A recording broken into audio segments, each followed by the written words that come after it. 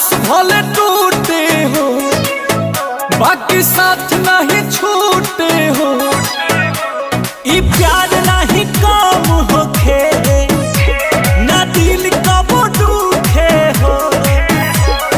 धन धन भइल जिंदगी तोहके पाई के कि हमहू जान से ज्यादा माने ले हो अपना भाई के। तो हमहू जान से ज्यादा मानी ले हो अपना भाई के।